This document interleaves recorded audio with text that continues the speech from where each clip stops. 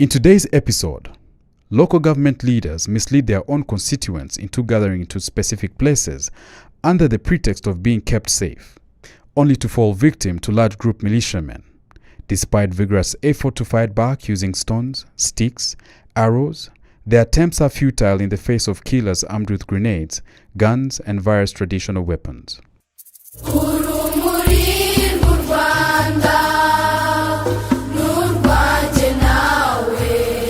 April 13th, 1994. Massacres perpetrated against the Tutsi in the former city of Kigali, Kigalingari, Gisenyi, Kibungo, Cyangugu, Kibuye, and Gikongoro prefectures. The massacres of Tutsis at Collège Saint-André in Nyamirambo. In Nyamirambo sector, at Collège Saint-André and Saint-Charles-Rwanga Catholic Church, many Tutsis were killed in 1994. These Tutsis had come from Butamwa, Nyamirambo, Kivugiza, Mumena, Nyakabanda, Rwezamenyo, Kabusunzu, Nyarugenge in Biryogo. They were scattered across the church, the college and St. Joseph Convent at the Josephite Brothers located in Nyamirambo. Those who were killed at Charles Rwanga Church were less numerous compared to those killed at Collège Saint-André, but these were even less numerous than those who were killed at St. Joseph Convent. They had learned that there were very many Tutsi refugees at St. Joseph and that they were being assisted by the Josephite Brothers, and they tried all in their power to also take refuge there, believing that they could survive.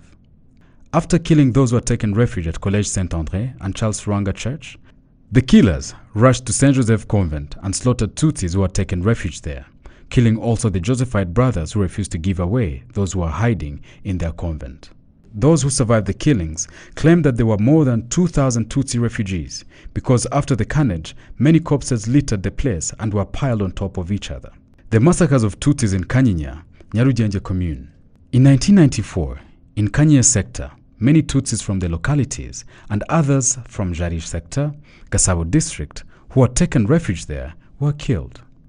The councillor Nzabamwita Joseph had asked them to call everyone else while lying to them that they will be kept safe.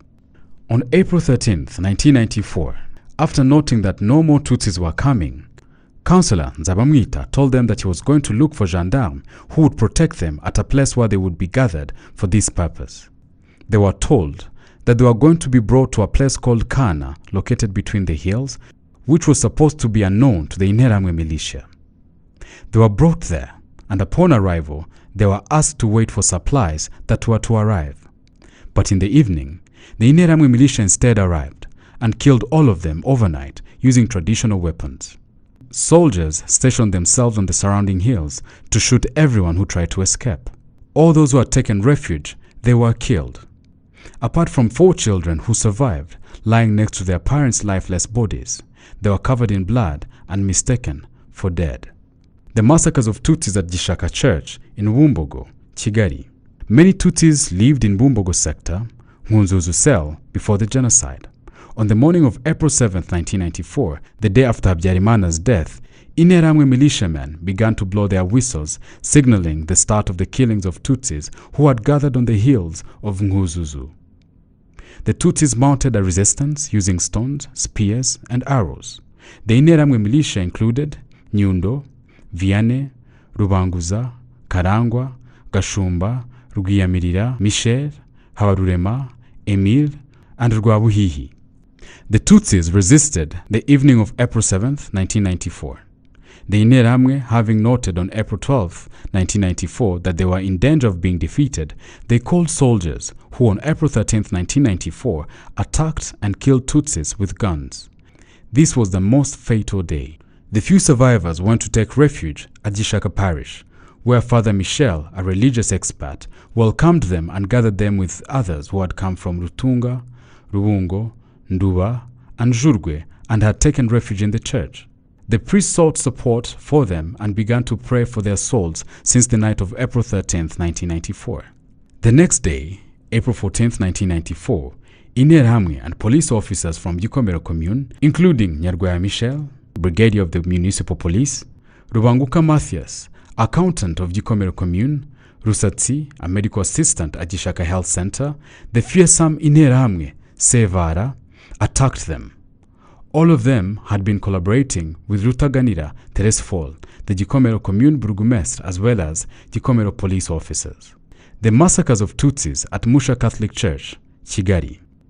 On April 12th to 13th, 1994, over 8,000 Tutsis were killed in a church at Musha Catholic Parish. At the head of the killings, there were Bisengimana Paul, the burgomestre of Gikoro commune and head of Interahamwe militia, Mutemba, driver of commune, and Makombe, who was the youth representative. The Interahamwe militia first attacked women and girls, molested and raped them in front of their parents. Afterwards, some of them were brought to the quarries and killed there. Tutsis who had taken refuge at the church were thus exterminated. Paul Bisengimana, the burgomestre of Gikoro since 1981 and father of 10 children, pleaded guilty to genocide before the International Criminal Tribunal for Rwanda. He was sentenced to 15 years in prison and has completed his sentence. The massacres of Tutsis in Muhororo, Kibirira, Ngororero. In the former Kibirira commune, the genocide was tested before April 1994, especially in 1992, after the infamous speech of Dr. Leon Mugesera at Kabaya during the MRND gathering. Many Tutsis were killed, mainly those from the commune of Ramba and Gaseke. Even before the infamous speech, there had been massacres of Tutsis between 11th and 13th October 1990 in Kibirira. Massacres were carried out again in January 1993 in Gichiye, Satinski, Ramba, Kanama, Kayove, and Kibirira commune of the former Gisenyi prefecture. Some were thrown into Nyabarongo River at a place called Cyome in Gatumba. Among those who were killed at Muhororo Hospital in Kibirira were sick people, medical staff, and other employees of the hospital. Among those who were killed in their homes were Catholic sisters and priests. Some of the Tutsis in Kibirira were locked up in the premises of Iga Population Training Center in Gatumba, near the Gatumba sectoral office. The killers wanted to burn them alive, but they broke out of the windows and were able to escape. The meetings planning the massacres took place in the offices of Ramba and Kibirira commune, offices of MRND political party, in the office of the district inspector, and elsewhere in the homes of local authorities, as well as Ituze Bar, which was located near the former Kibirira commune. It was managed by Abishuka Charles and belongs to Rwanyagatare. Several nuns and priests were killed at Muhororo Church. The religious community of Bene Bikira first resisted before succumbing to firearms shootings carried out by a group led by the brigadier of Kibirira commune, Mutabaruka, aka Ribenge, while others had been distributed by Hondero, Rwanyagatare, and Dusabemungu, who resided in the center of Rusumo, Gatumba. The massacres of Tutsis in Rukara Catholic Church, Kayonza. Many Tutsis had taken refuge at Rukara Church near Gahini. They had come from different surrounding communities. They were all killed. 12 of them were killed first while fighting against the Interahamwe, who wanted to take over their cattle herds. The Interahamwe then seized all of the refugees' properties before massacring them on April 13, 1994. The massacres were coordinated by Mhambara Jean, burgomestre of Rukara commune, together with Interahamwe from Murambi, led by Gatete Jean-Baptiste. Even if Jean Mhambara was acquitted by the International Criminal Tribunal for Rwanda, the survivors affirmed that he was at the head of the massacres and that he collaborated closely with Minister Justin Mugenzi, himself from Gahini. Mhambara was seen among the defense witnesses of Ngenzi Octavien and Tito Warahira during their trial in France. The two led the implementation of the genocide in Kabarondo and were sentenced to life imprisonment by the Cour d'Assises de Paris. Massacres of the Tutsi at Ruharambuga, Nyamasheke. On April 13, 1994, the Interahamwe from Rukoma, led by Gasarasi Weraris, surrounded more than 60 Tutsis. He gathered them at Nyiramdimubenshi Asteri's home and massacred them. After killing these Tutsis, Gasarasi brought together Interahamwe, thanked them for what they had just accomplished, authorized them to seize the victims' property, and urged them to continue to chase any Tutsi wherever they are located. In Ruharambuga, Sector 1, in Kigabiro Cell, 41 Tutsi children were abducted from their parents under the pretext of driving them to safety. Others were taken by force. All of them were brought to a large pit by Hutu extremists near Nyungwe Forest at a place called Gasarabuye, a pit into which children were thrown alive. They were burned alive using dry herbs which were dumped on them. Large stones were thrown in to finish them off, those who were still breathing. The massacres of Tutsis in Nyakanyinya, Mururu, Rusizi. In Mururu sector at Nyakanyinya, there was a school and a branch of the Catholic Church within which Tutsis in the region had been taking refuge since 1959. On April 13, 1994, those who had already taken refuge at Nyakanyinya were identified by Patrice, a son of Gatukura. There were close to 800. Their cattle herds had been confiscated by Councillor Harerimana Jean Bosco, Sendeje, and the Interahamwe accompanying them. Killers, including many Interahamwe who came from Mururu, Nyakanyinya and Miko, and gendarmes who came from Gihundwe, gathered at a place called Hangari and attacked the refugees in Nyakanyinya. They began to kill them mercilessly using grenades, firearms, and traditional weapons. The refugees had already been surrounded by groups of Interahamwe, and the weapons which they had carried with them had been seized. Women and children had taken refuge in the school at the church. The Interahamwe went up to the roof, removed the tiles, and threw fire inside so that Tutsis who were hiding inside get out in order to kill them easily. As not enough of them were getting out for the killer's taste, the latter sent a swarm of bees inside, which sowed panic among the refugees, most of whom were then killed. Women and children who had taken refuge in the church were burnt alive. The Interahamwe profaned the bodies of their victims and raped lifeless bodies of Tutsi women and girls whom they had just killed. For example, after having horribly killed a teacher called Tassien, they raped her, chanting that she had in the past refused to have sex with them. The massacres of Tutsis in Chirinda, Karongi. Chirinda is located in the former Bwakira commune of the former Kibuye prefecture, currently in Murambi sector, Karongi district. There was a hospital and the national headquarters of Église Presbyterienne au Rwanda, EPR Church. During the genocide, the burgomestre of Bwakira commune was Kabasha Tarsis. As the genocide got underway, many Tutsis had taken refuge at Chirinda Secondary School, others at Chirinda Hospital.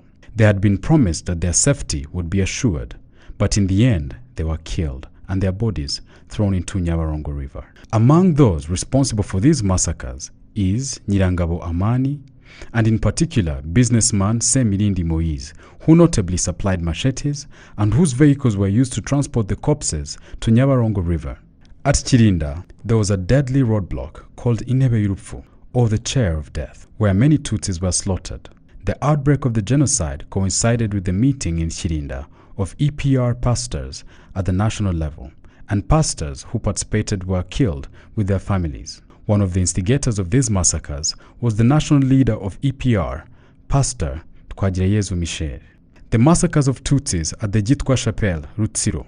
During the genocide perpetrated against the Tutsi, many Tutsis took refuge in the Catholic chapel of Gitwa and were massacred there. The place was called Gitwa and changed its name to Nyamagumba in the old Bugina Cell, Kibingo sector, Mabanza commune, Kibuye prefecture. This chapel was affiliated to the Catholic parish of Congo Nil, led by a French priest by the names of Maendro Gabriel, who played a role in the implementation of the genocide. Gitwa was inhabited by many Catholic Tutsis, which is why they took refuge at Gitwa Chapel, believing that they would be protected, but the opposite happened. Another reason was that the chapel was located uphill, which allowed those at the chapel to have a view of the grounds of killers from far and prepare resistance if possible. Those who had taken refuge at Gitwa Chapel had arrived from different surrounding areas including Gitwa, Gitaramasel, Buhoro, Ruhingo, and Kabiraho, from Mobanza commune and various other places. From April 11, 1994 until April 13, 1994, Gitwa Chapel was attacked. The burgomestre of Mabanza commune, Bagirishema Inyas, went to meet the Tutsi refugees who told him that they had come to Gitwa Chapel to seek refuge, after which Bagirishema exclaimed, "They took refuge at the top of Nyamagunga Hill," in reference to the hill in Ruhengeri on which Tutsis had been regularly massacred since 1959. The place has now taken the name of Nyamagumba, and even today people still refer to it by that name. Witnesses claim that the bodies of more than 9,304 Tutsis who perished there lie in the genocide memorial built at the same place. Witnesses assert that Burgomestre Bagirishema bears great responsibility for these massacres even though he was acquitted by the ICTR. Among others who participated, there is Brigadier Rwamakuba Emmanuel, Hakizimana Deo, who was the secretary of Mabanza commune, Benimana Raphael, who was the burgomaster of Rutsiro commune, Maburakindi Isidore, who was the burgomaster of Kayove commune, and others. The massacres of Tutsis at Mbogo Primary School, Kinyamakara, Gikongoro. On April 13, 1994, many Tutsis from the former Kinyamakara commune and others who had come from the city of Gikongoro and other places were gathered at Kinyamakara commune, Mbogo Primary School, on the hill of Mbogo, and they were massacred in their respective places of refuge. The Kinyamakara commune was led by Burgomaster Munyaneza Charles, and it was he who went to ask for support from soldiers and gendarmes, including Colonel Simba Alois, who shot and killed those Tutsi refugees, in collaboration with Interahamwe, armed with machetes, clubs, cutters, and hoes. On April 13, 1994, nearly 3,000 Tutsis were killed there. Leading the killers was Brigadier of Communal Police Mujemana, OPG Mnyakanyinya, Youth Leader Gasasira Alphonse, Primary School Teacher Gasirabo Jonathan, and others. The massacres of Tutsis at the place called Eskaye in Muhima, Nyarugenge, and Ngumangwa, Kayonza. From 13th to 14th April 1994, Tutsis who lived in Muhima near the old Nyarugenge prison 1930, in Umwezi village, Ruhurura cell, were gathered by Interahamwe and soldiers and brought down to a place that was called Eskarie, where they were slaughtered with machetes, their heads smashed on the asphalt road, or killed with guns. A large number of Tutsis were killed at this place. On this road where a roadblock had been established to arrest and kill those passing by the asphalt road. The bodies of the victims were piled up by the roadside. What saddens the families of the victims to this day is that these bodies have never been found to be buried with dignity. Among the Interahamwe who participated in the massacres, there is their leader, Ndeme Nicodème, Gashaija Etienne, a person called Charles, Ruranjirwa Jean-Paul, sentenced to life imprisonment by the ICTR and serves his sentence at the Majerajere prison, and others. In the Ngomangwa cell in Kayonza district, on April 13th and 14th, 1994, very many Tutsis were thrown into the Lake Muhazi, and young children were supposedly invited to go to school, while in reality, they were also taken to Muhazi Lake. More than 136 of them are said to have come from Munyiginya sector, while the rest, whose numbers are not known, came from different other surrounding areas.